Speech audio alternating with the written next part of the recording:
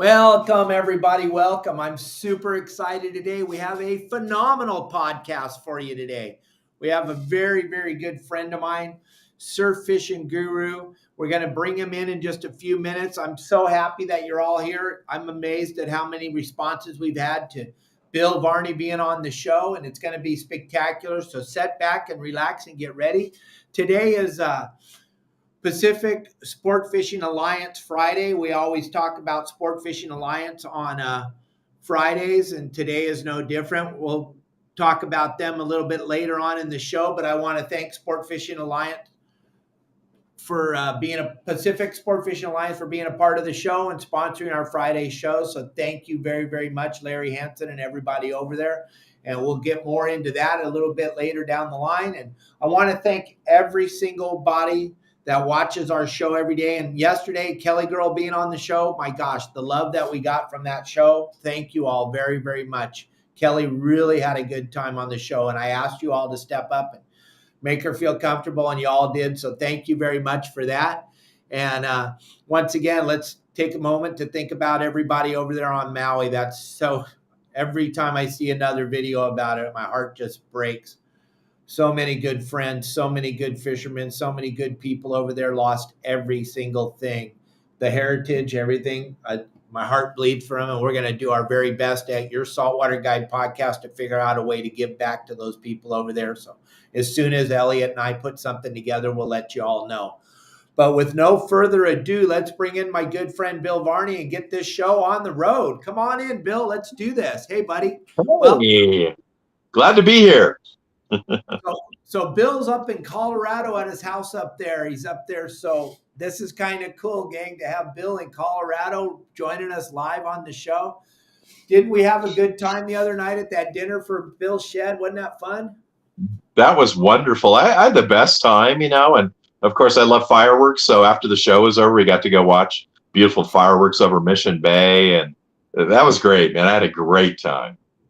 And CCA benefited so much. There was so many good people there donating so much of their time and their money to CCA. And I know you are board member. You're a big deal over at CCA because you care and you do not want any more closures to occur along the California coastline. So we'll get into that a little bit during the show. We'll get into so much, but Bill, thank you so much, because this aspect of surf fishing is a part that I'm missing out on with my website and with all my members. And I think it's so bitching that you decided to be with us today on the show and talk about surf fishing. So how long you been doing this surf fishing thing, and what talk about it? What's it all about? Gosh, how long have I been doing it? My gosh, how old am I? I when I was a little kid, I grew up in Hermosa Beach, and we lived with my grandmother until my parents could save enough money for a house.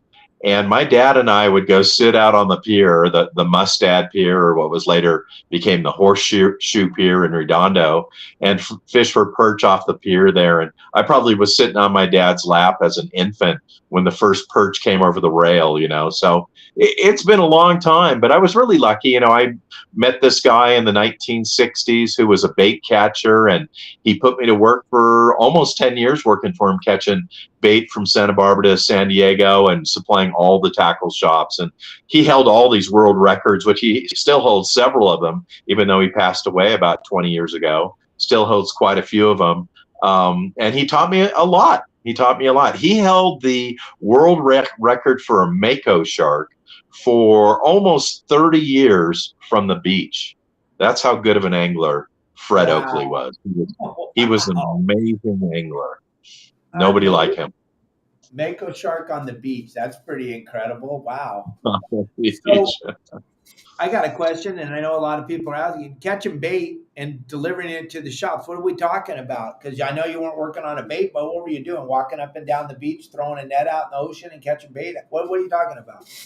Boy, first of all, so many different baits back in the day. Like now, the state of California, the Department of Fish and Wildlife Commission, they do not allow the collection of many of these baits anymore, commercially, and then also they put into place licensing fees and also transportation fees, where they require the bait collector to pay a fee in order to transfer the sand crabs, for example, from the beach to a tackle shop. And that's why you don't see them anymore. But boy, back in the day, we had clams, different types of worms. We had opali moss. We had mussel, sand crabs, ghost shrimp.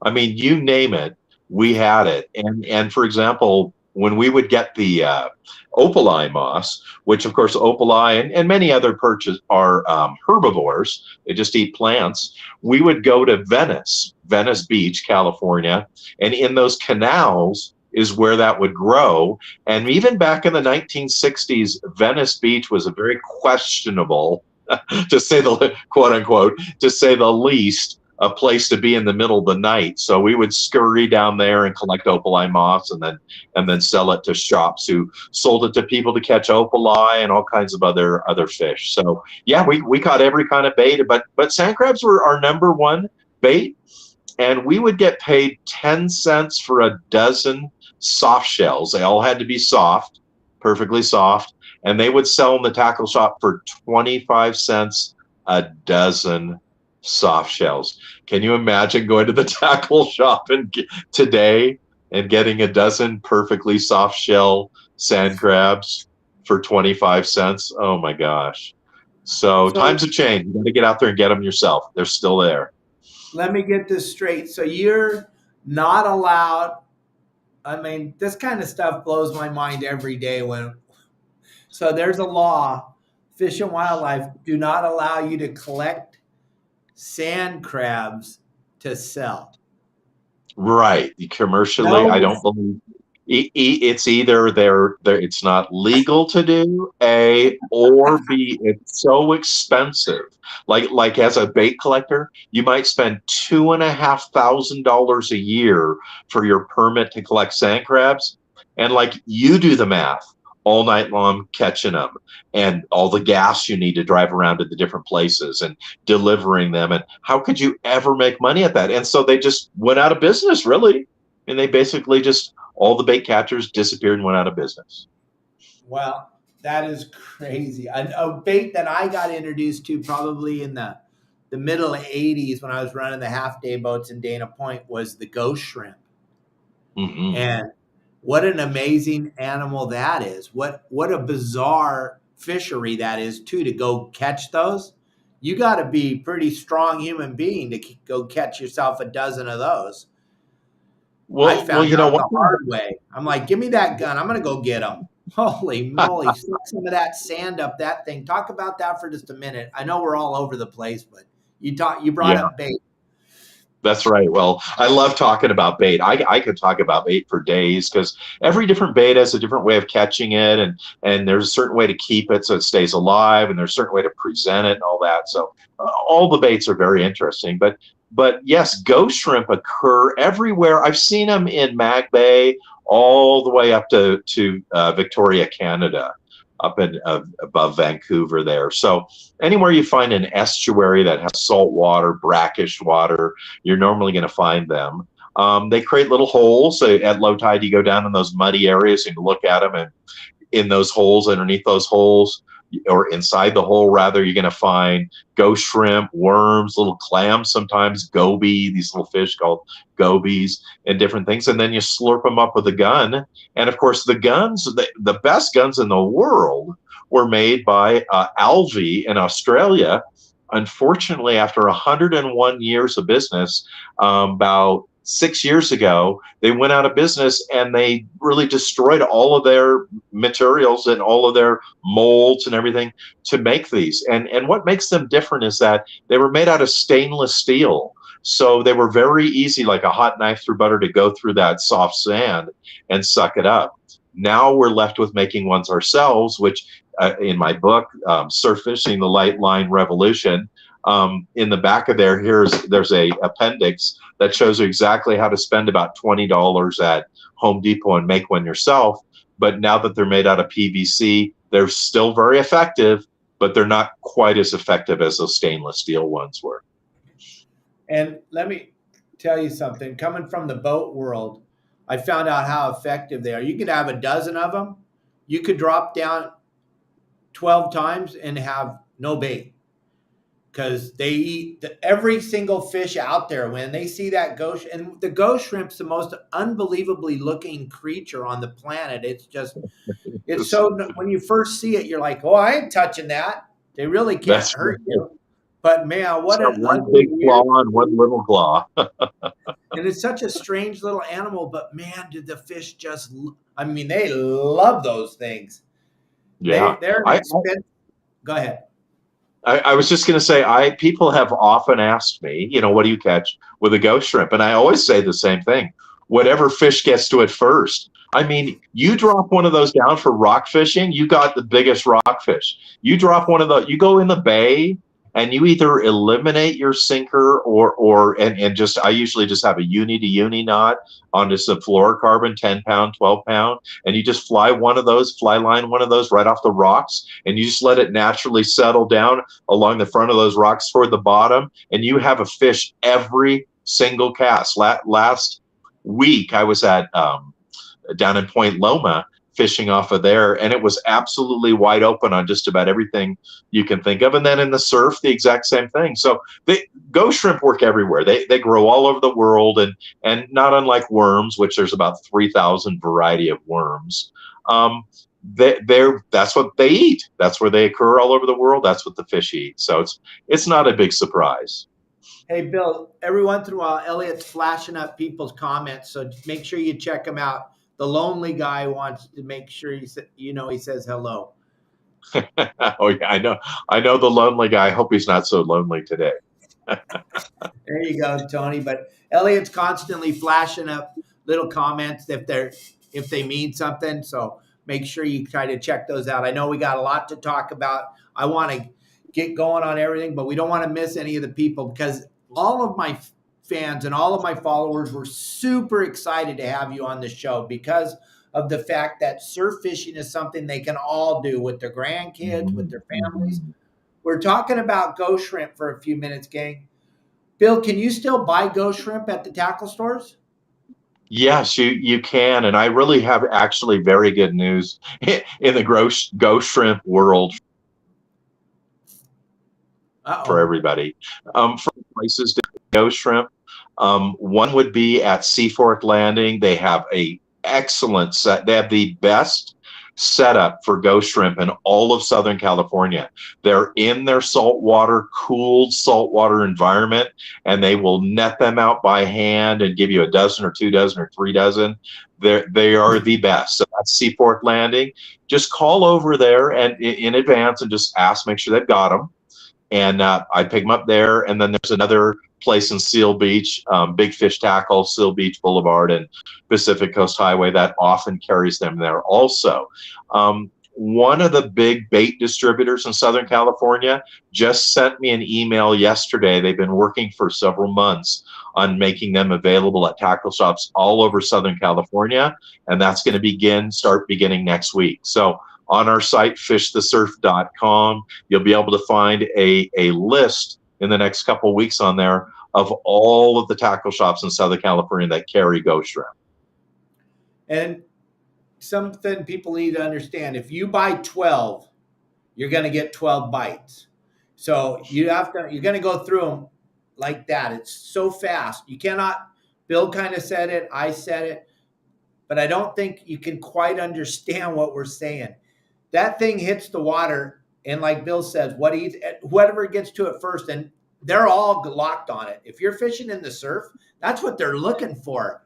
Then next they're looking for a sand crab, and then they're looking for a worm, and then they're looking for some mussel or some clam. But boy, if they see that, there's not a fish out there that isn't jumping on that ghost shrimp, right? Am I wrong? Oh no, absolutely. Because you've got to think of it this way too. So in the beginning of May in Southern California, so let's just say Morro Bay to the Mexican border, to make it simple. That's when all of the sand crabs come to the surface. When the water's 60 degrees, all of our Southern California sand crabs come up to the top of the sand. And that's when all the surf fish, many of whom are in bays, harbors, and estuaries over the winter, not only hiding from the storms, but also feeding and in there, they come out to the beach. They can actually smell the eggs of the sand crabs, which are in the billions along the coast. They can smell that, and they come out and they feed upon them. So they feed voraciously for May and June and much of July. But just like human beings, let's say for example, you and me, Dave, we love lobster. And so if somebody was to come to us and say, man, I've got a fresh lobster, I catch it every day, I'm going to bring it to you. Let's say that you ate 30 days of lobster. That would be pretty good. But if at the end of those 30 days, somebody brought a filet mignon and barbecued it right in front of you, you would love to scarf down a filet mignon. And that's exactly what happens with surffish, probably around the middle of July and then through the remainder of the summer, is that they're supplementing the sand crabs with other baits that they find, because it's time for them to move on to something that tastes new and different and better. So yeah, and then the thing about ghost shrimp too is that you can buy them from a place that keeps them cool and all that. They will live for about 3 or 4 days or so. What kills them is that they, not to get into too much detail, but normally they come in a little cup and they will urinate, just excreting their juices or whatever, which ends up killing one another. So what I do is I go to like Petco and I get a 5-gallon plastic aquarium, those little ones that are with a little plastic top. They're $10. They're they're probably more now, but they're less than $20. And then I put in about half of it full of salt water. And then I put my ghost shrimp in there. And then I take a frozen bottle of water and I just put it in the water with them. So the ambient water temperature is cool and their metabolism goes way down and they stop excreting this. And then also what's really good for fishing is that they become harder and actually more crunchy, and not only easier to keep on the hook, but much more lively than if they just been laying in the refrigerator.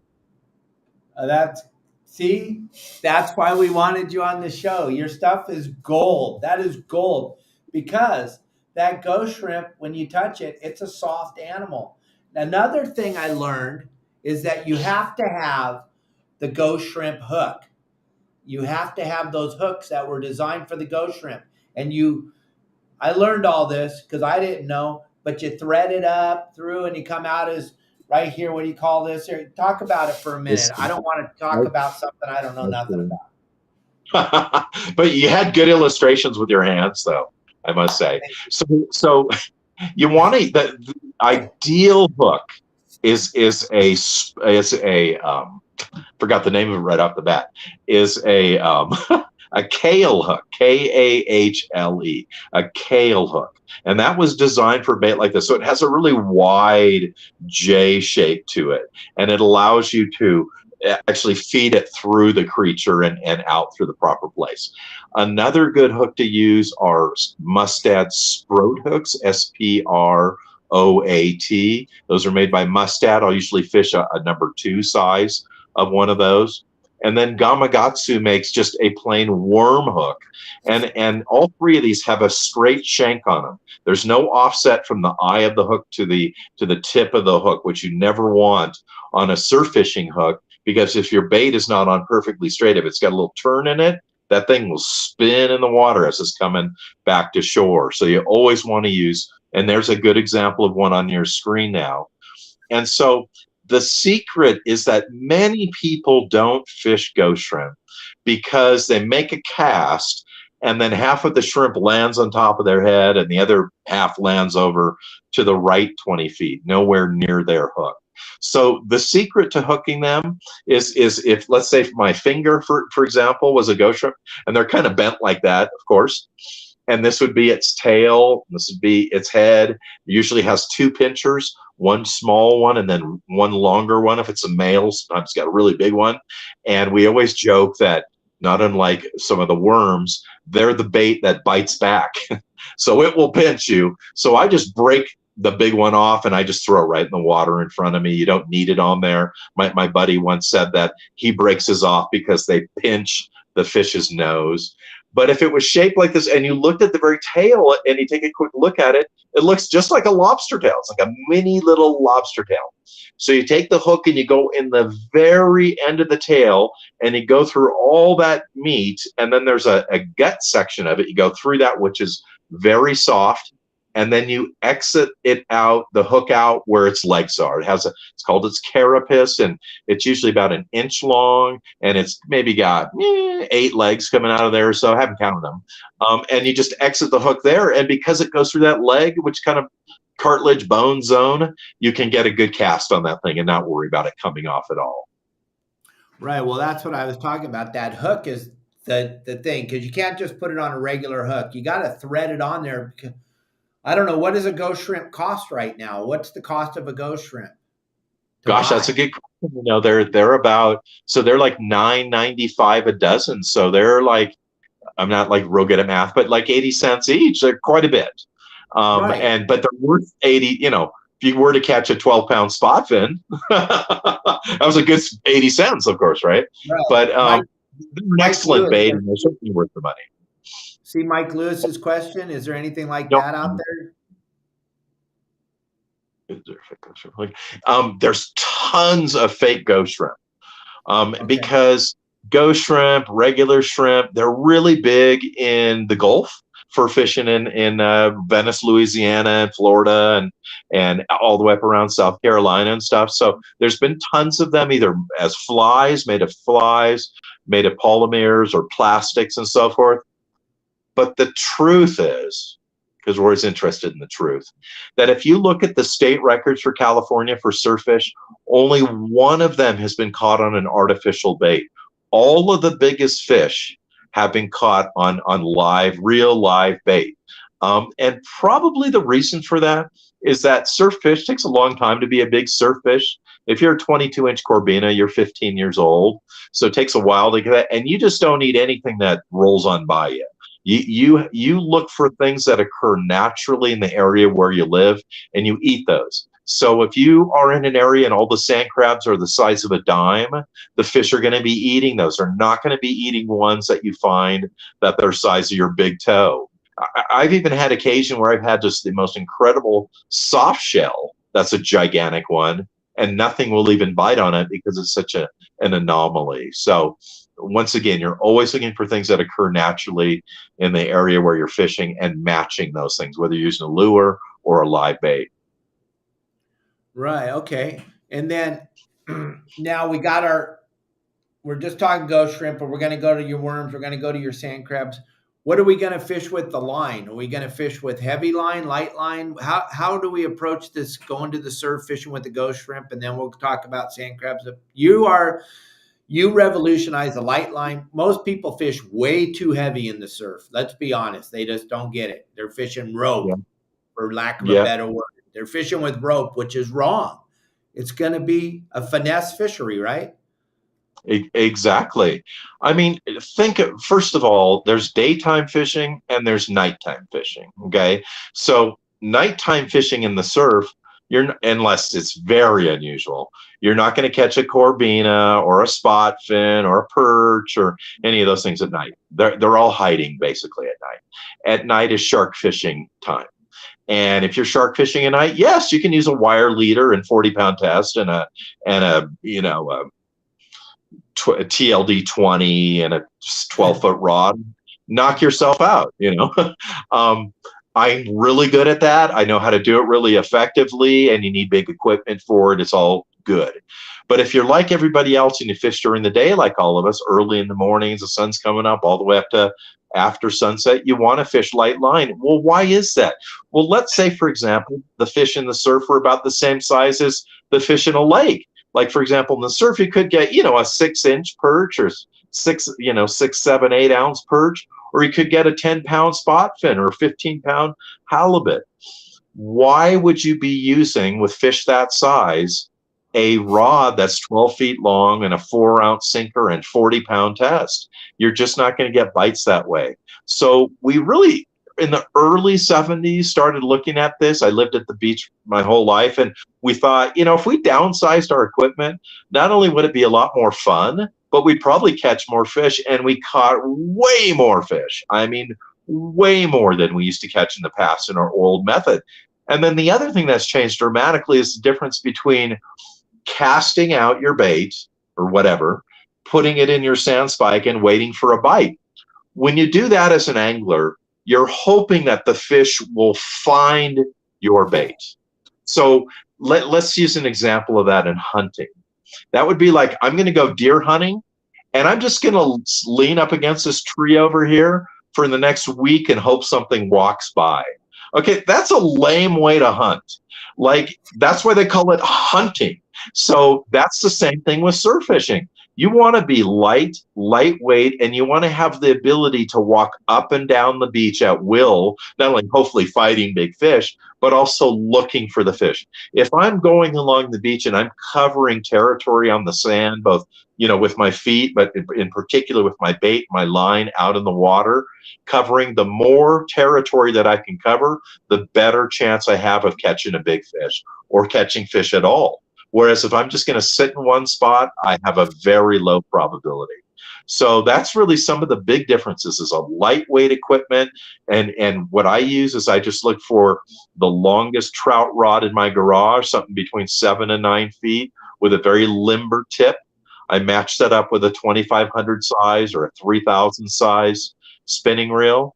I load that up with 6-pound monofilament, and I'm off fishing. That's all I really need. I use the Carolina rig, and off we go. And we have caught lots and lots of really big fish. And as you can see with the video that's on now, it's a lot of fun trying to get these fish to shore, because you're certainly not horsing them in on 40-pound test. It takes skill. And I tell people often, because I'm one of those kind of anglers who, I love fishing. Every time I see water, whether it's in the desert or down at the ocean or in the hills somewhere, I always wonder if there's fish in there. Is you really want to have a good time out there fishing, get down and kind of match yourself to the size of fish, and not only will you catch more of them, but you'll have a lot more fun catching them. And that is so perfect that you went into that, because that's what I was going to say. The difference between the way you teach surf fishing and the way most people believe surf fishing is the sand spike, shove your rod in, throw 4-ounce pyramid sinker, cast it out as far as you can on a 30-foot long rod with 900-pound line, and then shove the rod in the sand spike, and then sit down in your beach chair and wait for the little bell to ring. That's not what we're talking about here, gang. We're talking about actually, when you do that, like Bill said, it's like hunting, but that's not fishing. We call that wishing. You're wishing for a bite. Bill's like me. We like to fish. We got to be engaged in the act of fishing. We got to be walking the beach, engaged in the act of fishing. And that's what I love about you is, and you taught me a ton about it, because it's about moving up and down the beach. Everything's moving up and down the beach with those little eddies of water and the little ditches. And you taught me something a long time ago, Bill, that I don't know if you remember. We were at the Fred Hall show. We were talking, and I wanted to know, and you're like, Dave, most of the fish are 10 feet in front of you. You're casting way past them. And I was like, huh? And you go, that ditch, that ditch? And I go, yeah. And he goes, that's where they all are. They're in the ditch. I'm like, no way. He goes, yeah, when you cast way out there, you're just hoping. All the fish that are feeding on the beach are in the ditch, waiting for the stuff to get washed back in, right? Exactly. And the thing is, Dave, like, why are they inside using the churn cycle of the waves? This is so stupid, and at the same time, it is so basic. So they're using the churning of the bottom to make food available for them to eat. Well, why did they do that? Because they're so dumb. They don't have hands. They have no way of digging on their own of the sand crabs or the worms or the clams or the ghost shrimp or the moss or whatever. They wait for it to be churned up by the bottom. So they aren't outside because that's not happening, A, and they're not outside because of B, there's other predators much bigger than them. So they're all on the inside feeding. Last week I was surf fishing down at Carlsbad, just north of there at Pelican Point, and there were so many corbina. I mean, there were literally dozens of them scurrying around, and a couple times they hit me on the back of the legs, and I was in all of 4 inches of water. So yes, they come up to very, very shallow. I've actually seen two big spot fin where the wave, it came up for sand crabs. The wave went out. They were so intent on getting their head down there, they actually came out of water and flopped over on their side and jumped. I took a quick picture of them. Crazy. Well, when you told me that, and I'll never forget because I listened, because unlike a lot of fishermen, I actually do not know everything. So I want to learn all the time and I'm constantly learning. And I was like, when you told me that, the next time I went to the beach, I actually started to pay attention to the ditch. And I was like, you can see all the fish are right there. The perch, the little shovel-nosed sharks, the little baby halibuts, the big halibuts, the corvina. The amount of corvina all of a sudden that I saw was they'd been there the whole time, but I didn't know to look for them until I talked to you. And I'll never forget that day. And it changed my whole perspective of the surf thing and the whole light line, long rod. I'm a long rod guy, but a little reel, long rod. Why? Just because you need, when you're using, and you'll back me, I think, but when you're using light line like you're talking about, the longer rod's going to give you that little spring or that little give, if you will, when you set the hook, and also when the fish is pulling in the waves and stuff. We're not using the long rod to get the mile-long cast. We're using it because it's going to be better for fighting the fish because it gives you more spring, right? Is that what I've been? Exactly. It works as a shock absorber for you. And that is, I mean, it is also helpful in the sense of launching different things, being a little bit longer, that 9 foot length. It makes it easier to use the spring on the end of your rod to get your bait to go a little bit farther without having to wail on the thing, which you can't do often with baits. But yeah, you want the springy, the longer rod that's going to work as a shock absorber for you. Because in the surf, like when you're out on the boat and you're tuna fishing, I'm not going to say Dorado because they're crazy, but let's say tuna, or you get an Opa or something like that. It's going to go on basically a long run and long, even run, depending on how much drag you have on, and long, even run for it. In surf fishing, you have these very short duration runs. Not also by the fish, it's by the surf and the surge itself, and it doesn't allow your drag to kick in like you would on a boat. And so you need the stretch of the line, the bend in particular of the end of the rod, in order for there to be enough shock absorber so it doesn't just pull the hook right out of the fish's mouth. That good, because that's what I thought. That's what I try to tell all my members that I'm talking about. I use long rods because I'm using straight braid when I'm out fishing offshore, but the same thing goes along in the surf because you're fishing light line and you have to have that shock absorbing system. We have a phenomenal amount of people on here wanting to ask questions and stuff, but we got so much. I mean, Bill, can you already believe we're already past a half an hour and we haven't even started yet? We've got so much. This surf fishing thing is so fun and so pitching, gang. And you can do it with your kids and your grandkids and your wife and you. And it's not an all-day event where you have to go all day. You can go, like Bill said, in the morning. You get a good session in and be done, and having breakfast at 10 o'clock with a really nice morning of fishing. So we got a lot of people that want to know, what am I going to, Bill, Varney, I'm new. I want to take my grandson surf fishing. I'm thinking this is cool. I've been thinking about it. And one of our members asked this question, I want to get started. What am I going to do? I need a fishing pole. I need a rod. I need some line. I need some hooks. Help me out. Okay, well, it's very, very simple. So, number one, of course, if you're 16 or older, you need a fishing license. You do need a license to fish along the beach. I know that can be confusing because in Hawaii and Mexico, it doesn't require a license, and some places it does. But anyway, California, regardless of your body of water, you got to have a license. And then besides that, the next step would be your fishing rod. So first of all, I would never send people out and say, hey, go out and get a $300 custom-made surf rod. That'd be a waste of money. It's like, buying $1,000 ping golf clubs the first time you go to hit balls at the range. You want to make sure you like it before you spend the money. Just either go out in your garage and look for your longest trout rod, or go to a tackle shop, Walmart, any of those places, and find a 7 to 9 foot whippy tipped type of rod like this one right here that I've got. You can see, if I get the end of it here, the bend on it, how much and how easily it bends. That's exactly what you're looking for in the surf. So I would just start out with a trout rod. I would put on brand new 6 pound monofilament. If you really want to live on the edge, you can put 4 pound on there, but make sure at the beginning of the season, at the very least, if not a couple times during the year, you put on new line on there. And so you got that 7 to 9 foot lightweight rod, a very small reel, a 2500 or a 3000 size spinning reel. And that's all you need rod and reel wise. And then you tie on there the Carolina rig. It's a very simple rig. It's made up of a sliding egg sinker. I probably start with a 3/4 ounce slider, a bead, a small 6 millimeter bead, a swivel. I usually use a 10, 12, or a 14 size swivel. And then about 18 to maybe 22 inches of 6 pound fluorocarbon leader and a very sharp hook. I like to use these Gamakatsu. Let me show you an example of them.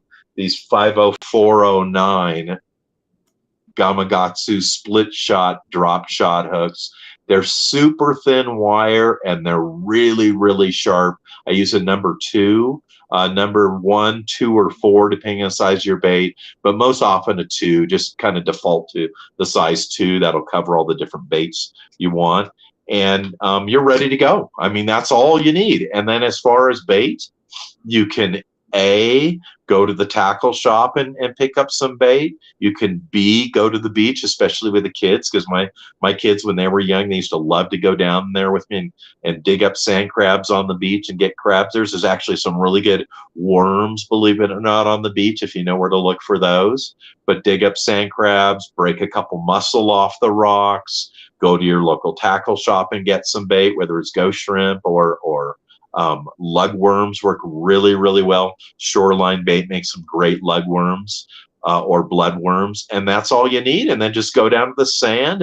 And I just suggest to everybody, just start out in one spot, fan cast to the left at 10 o'clock, straight out to the right at 2 o'clock, slowly retrieve your bait across the bottom. Always be retrieving, always be in contact with your sinker. In the surf, slack is your enemy. Never allow slack in your line. Always be tight to your sinker, because the second you get a bite, you want to reel down and lift that rod up and just start out in front of you. Make 5 casts. If you don't get a bite, walk 150 feet down to the right or the left. Make another 5 casts until you find the fish. And then once you find them, you're there, and you just clip on your bait and off you go. It's as simple as that. Okay, so we're at the beach. What kind of a beach are we looking for? Are we looking for a beach with a lot of rocks? Are we looking for a beach with a lot of sand? How do we get around? What are we looking for? I know there's a ton of people watching that don't understand because it's all structure based when you're on the ocean. What are we looking for on the beach? Exactly. And on the beach, you're going to have both structure and non-structured based fishing. So, for example, if I was fishing in the cool water months, which would be going to be later this year, but normally October 1st through April, end of April, let's say, I would be always trying to fish adjacent to structure. So what is structure? Structure would be, as we talked earlier, troughs that are created by the crashing waves, jetties, harbor entrances, estuary entrances, dock areas, anywhere where there are offshore rocks, anywhere where there's going to be structure, you want to be fishing adjacent to that. The ultimate place to surf fish is right where sand meets rock structure. Get too much into the rocks, you're going to get snagged. You get too much onto the sand, you're going to be away from where the fish are. Most fish, particularly halibut, love to hang out right on that edge of the sand rock area. And then in the summer months, because there's so many sand crabs, it's not because, there's all this structure on the sandy beach. And of course, once again, one of the reasons we can fish such light tests is you fish an open sand beach, there's nothing to get snagged on. I mean, you could theoretically fish 2-pound test on there. So in that area, there's no structure from the standpoint of rocks and things like that. There are troughs that are created. There are rip currents that are created where fish are attracted to, but mostly because there's so many sand crabs on the beach that are getting churned up. That's what brings the fish all along the open sand beach. So in the middle of the summer, so that'd be May 1st to the end of September, then you're fishing all along the beach. You just want to figure out where they're concentrated, and you do that by moving along the beach and literally hunting for the fish until you find them, and then that's where you fish. Perfect. Gang, real quick, right here on the bottom of the screen, Pacific Sport Fishing Alliance is our sponsor for our Friday shows. Larry and the guys over there have put together a phenomenal opportunity for you to fish at their lodge in Alaska, to fish at their lodge down in La Ventana down in Mexico. He's got sport fishing boats he has chartered. He has so many different opportunities for you to get with him and get with his gang and go put together the trip of a lifetime, a bucket list trip. Plus, if you have the fear of going to Alaska, the fear of going to Mexico, you've never done it before, he does these group trips with the same group of people. You can slide in one of his groups. You can also become a member of his Pacific Sport Fishing Alliance family. There's memberships opportunities, there's hotels, there's boats, there's so many different opportunities in Mexico and in Alaska and in San Diego that you got to go check out the website. Elliot threw the QR code up there for a minute. There's so many different things to see when you're on his site and so much opportunity. And remember, we had him on the show a couple months ago. Larry answers the phone. He's been super busy with the lodge up in Alaska. This is the time of year. Everybody's coming up there fishing in Alaska. If you haven't been up, if you haven't checked him out yet, go to Pacific Sport Fishing Alliance, grab the QR code that's up on the screen right now. Those of you that are listening on the podcast format, it's Pacific Sport Fishing Alliance. And Larry is a super cool human. He'll talk to you just like I talk to you. He'll answer all your questions. It's a must-see, must-do bucket list type of trip, either in Alaska or down in Mexico. How cool would it be to get a snowy grouper or get a big broomtail grouper or one of those big halibut or yellowtail? There's so many different opportunities. Check out Pacific Sport Fishing Alliance, gang. You don't want to miss out on this. The season, hey, it's amazing that we're already deep into August. I can't believe it. And Bill, we got so much more cool stuff to talk about, and we only got a few more minutes. You were talking to me before we went live about El Nino and what's the effect of El Nino on this surf thing. I know a lot of the people want to know techniques. They can find all of this technique stuff and all these opportunities for fishing at your website, right? Exactly. They can go to fishthesurf.com, fishthesurf.com, and right there it's all kinds of educational information about rigging, rod and reel combinations, all the different types of pictures of all the different types of surf fish, webcams, tides, moon phases, really a lot of the things that you need to know to be successful at surf angling. And one of those things along those lines, whether it's my site or other site, I always suggest to people, hey, if you're going to go, for example, fishing the Newport jetties or down to Bolsa Chica State Beach, look at the webcam every day a couple of times. Look in the morning when you get to work and see how crowded it is, what the conditions are like. Is it windy? Are the waves big or small? And then look at it in the evening, before it gets dark, so 5 or 6 o'clock, and get an idea of how windy it is, how crowded it is. And it will really give you an idea of where you want to go, how to prepare in advance. If the surf's bigger, you're going to need a heavier sliding sinker. If the surf's smaller, you're going to need a lighter sliding sinker. So all of these things you can find on the website, and certainly in the cams before you go down there. Boy, things have changed. I mean, as a kid growing up, I just get in the car, or actually ride my bike for years, but then get in the car and just hope the surf wasn't 20 feet or wasn't too windy, or now you can all see it in advance. It's wonderful. And then something that's extraordinary, and we're going to throw that up on the screen right now. You can grab your book at Amazon.com, which is a phenomenal book that you've put together with all the techniques and the light line thing. This is a must-have. If you want to get involved in this surf fishing thing, that book is like the Bible of surf fishing. You're not going to find any better information on the planet Earth than Bill's book. And Elliot's throwing up pieces and parts of it right now. Look at that. That's the book. If it doesn't say that on the front, you've got the wrong book. It's got to say Bill Varney right on the front. Right? You'll absolutely find it in every tackle shop. You'll find it at surfishtackle.com, my tackle store. You'll find it on eBay, Amazon. I mean, it's all over the place. And you know, when I wrote that book, I just felt like I'm going to write every single thing I know. Everything I know in that book, and I've learned over the years, and you know, all the things that I know, I didn't make them up. I learned them from other people. I took information from all disciplines of fishing, whether it was freshwater or saltwater or beach or on the boat or when I worked on the bait receiver and all those things, and put them all together to just put out all the information I could about what is known about surf fishing. And the main reason was because my buddy who really got me interested in it, taught me everything about it, Fred Oakley, the world champion, 7-year world champion, casting champion here in the United States. Before he passed away, he said, Bill, like, nobody surf fishes anymore. Like, you look down the beach, you don't see anybody. Go out and tell everybody you know about it. And I've spent the last 20 years of my life doing that. And it's a great thing. I'm so happy that people are doing it. Oh, it's a phenomenal way to start your day. That's for sure. A lot of people can do it before they go to work in the morning. There's nothing better. Put your head on straight before you walk into that office and submit to somebody else. There's nothing better than going fishing in the morning for a couple hours before you go submit, right? That's right. Exactly.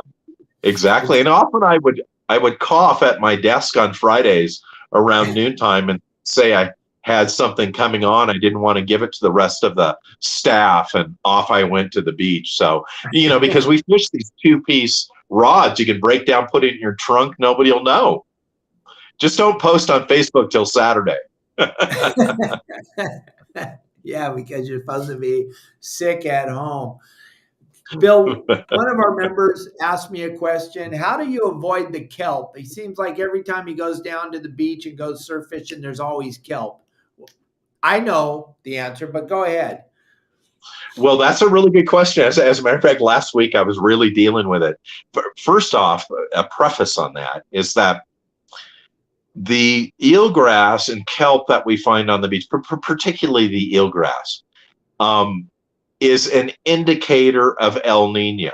So in a normal environment in the marine world where the temperatures are lower than they are right now, grass will die underwater, and it will basically be washed out by the wave action and brought into shore. So you go into shore and there's all these like basically dark brown or black pieces of eelgrass floating around, getting on your line.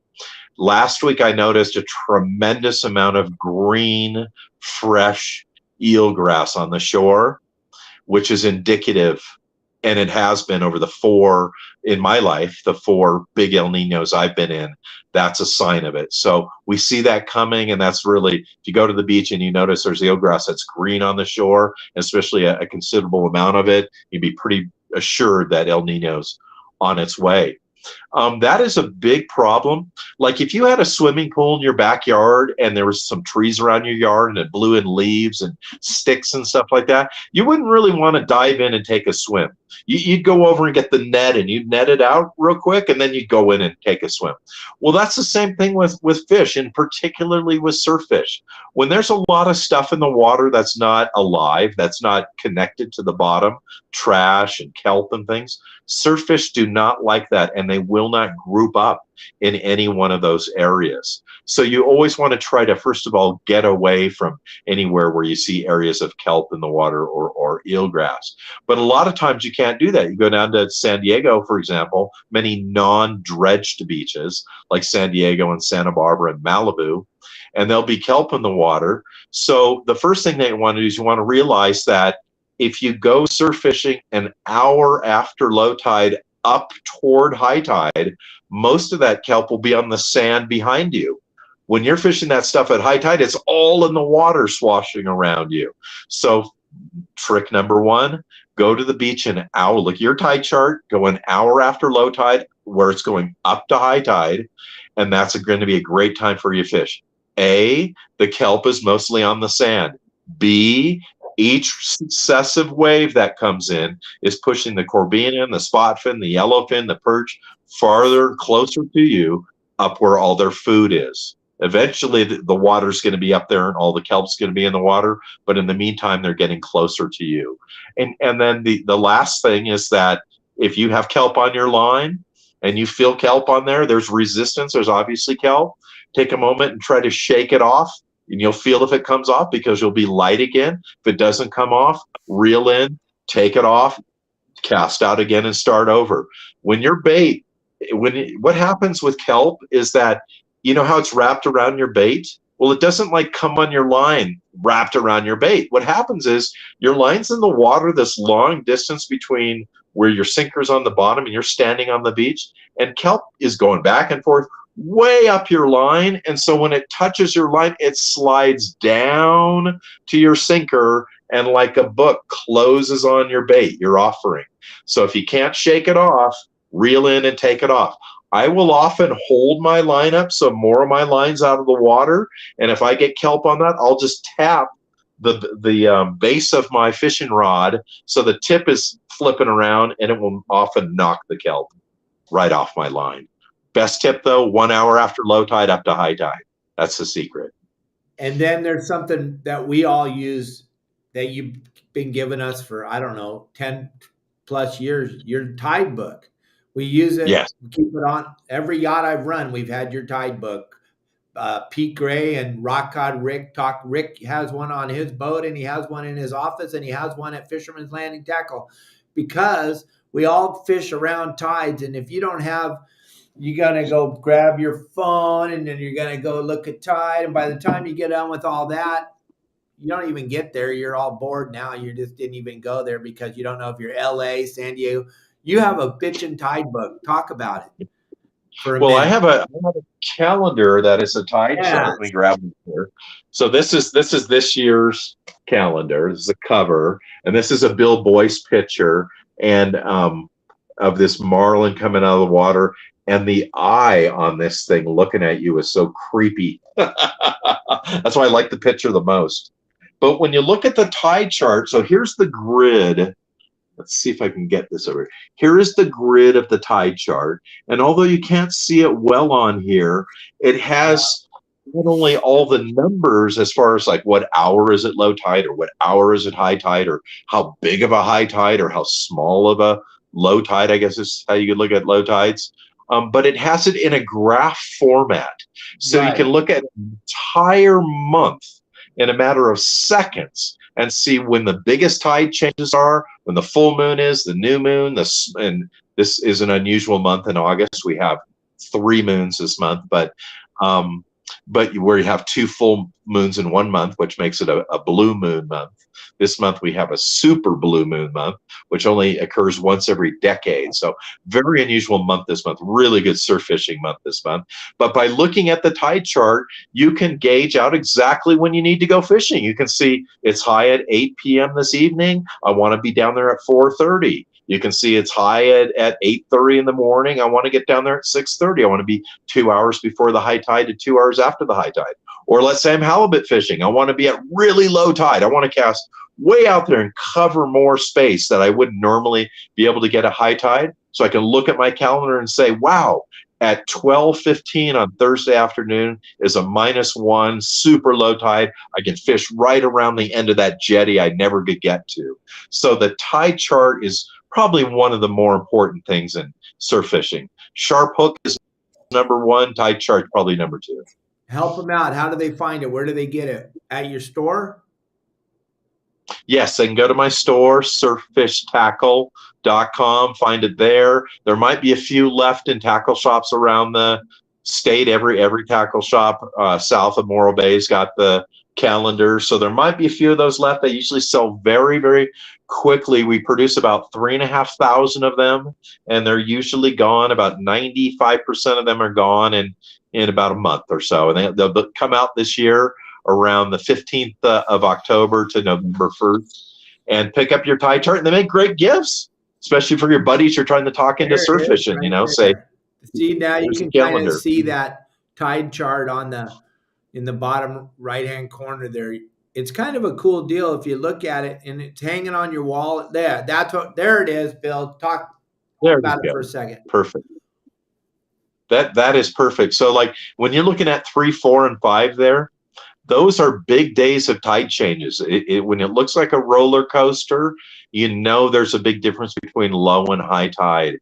And the advantage of that is that there's a lot of water moving at that time, which means there's a lot of churning of the bottom of that time. And so when there's water moving, there's more food available, the fish are more active. And that is applicable for in bays, in harbors, in estuaries, out on the open beach. All of that is true.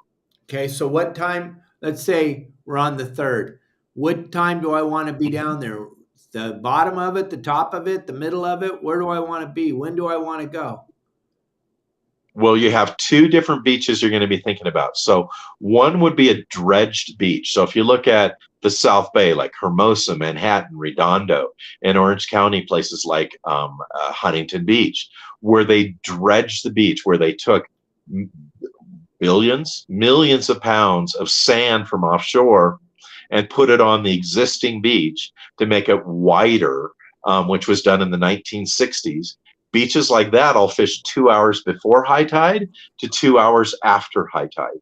Beaches that have not been dredged and offshore, the beach itself, and then offshore is the same as it's been for 100 million years. So that would be like La Jolla, Carlsbad State Beach, Malibu, Santa Barbara. Those are all Halama.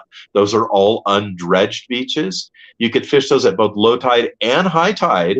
And I would normally fish them, an hour before low tide to an hour after low tide, and an hour before high to an hour after high tide, knowing that at the peak tide periods, at peak low and peak high tide, for about 20 minutes on each side of that, fishing's slow down to 0.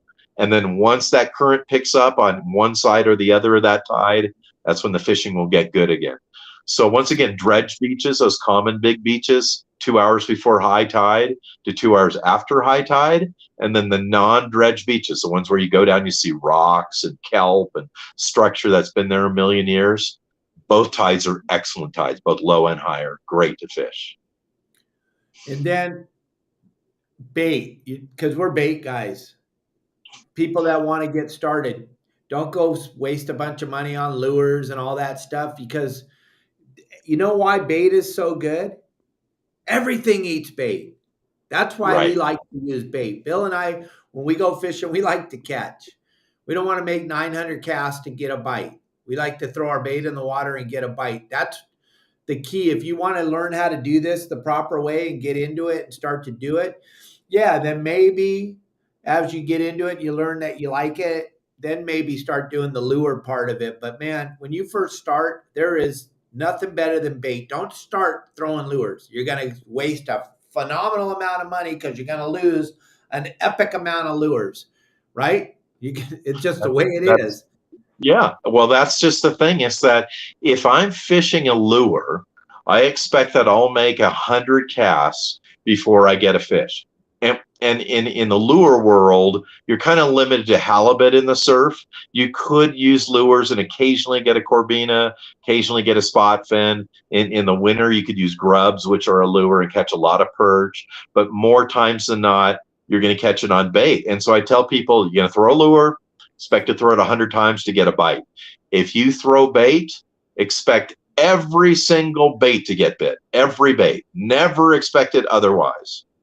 And if you don't get bit, move 100 feet down the beach and do it again. It's that easy. And then, like you said, once you get that bite, don't leave because you found out where the fish are. They're hanging out there. They're all them and their buddies. They figured out where the food is. They're not going to leave that area. Like I say all the time on my game plans, never leave fish to go look for fish. Exactly. That was of course Moses who said that, and we know that Moses. And well, here's the thing that most people who aren't religious, I guess, to some extent, understand. when you had the just a few days before the death of Jesus Christ, you had the supper, right? Did you know that I believe three of those who were at the supper, who were the confidants of Jesus Christ, were anglers? So obviously, anglers have a place in this world. You know, Right. we're good decision makers. We do the right thing. We're loved by others. So be proud. Be proud to be Yeah, an angler. absolutely. So, gang, I promised Bill we'd have him for an hour. Bill's a super busy human. He's got his website, he's got his business, he's got his other businesses he's got going on. We took an hour of your time, just like I promised. Plus, my buddy Elliot, who produces the show, is a busy human too.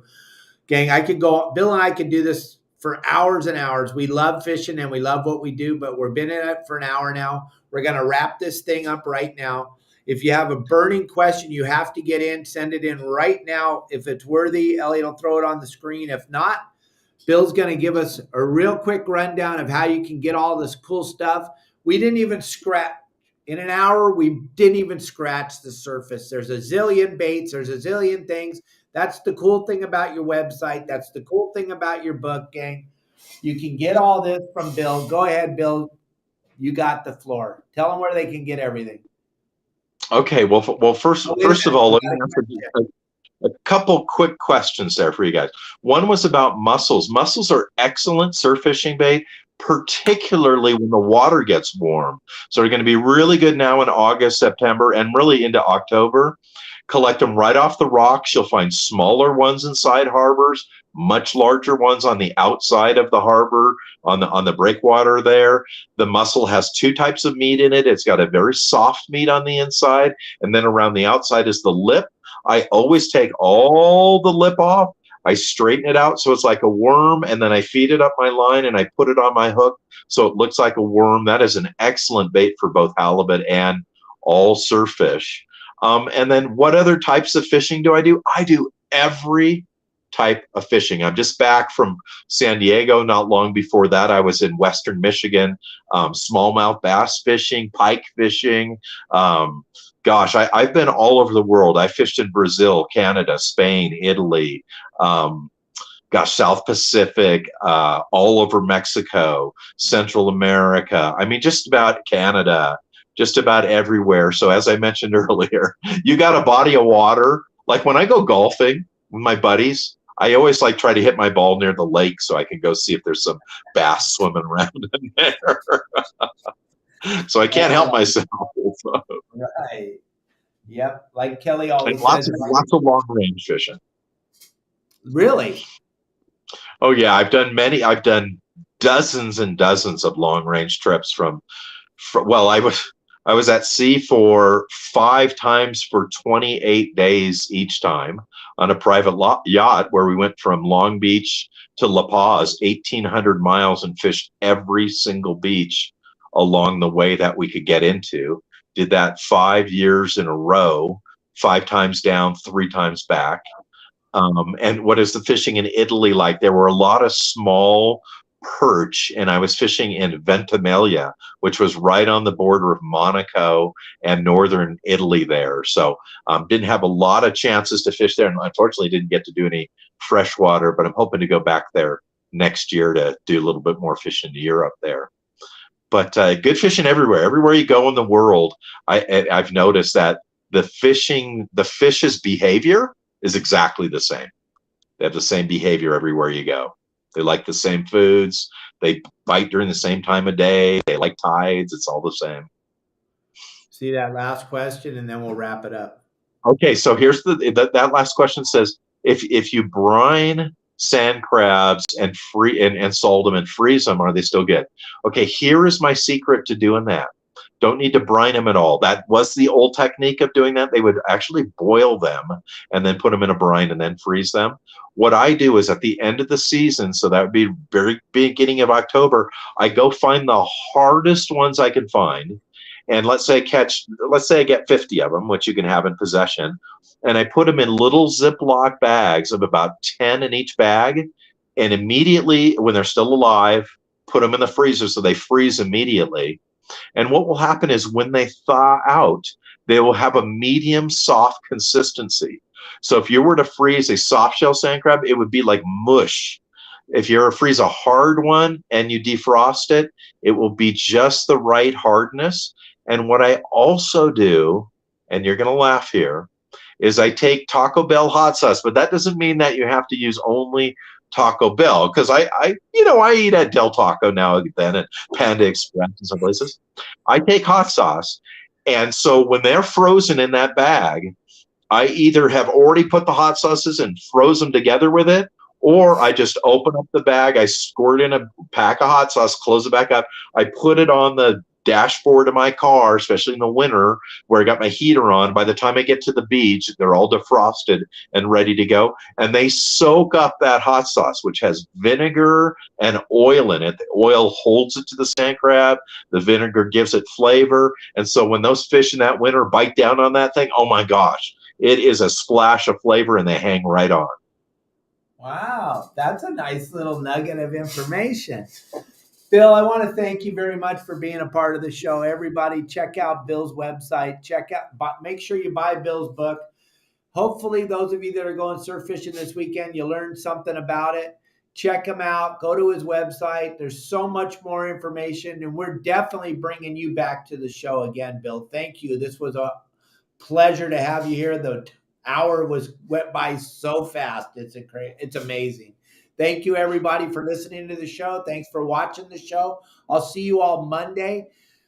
We'll have another great show for you on Monday. Make sure you turn off the news. Remember, they're all lying. The only place you hear the truth is right here at Your Saltwater Guide.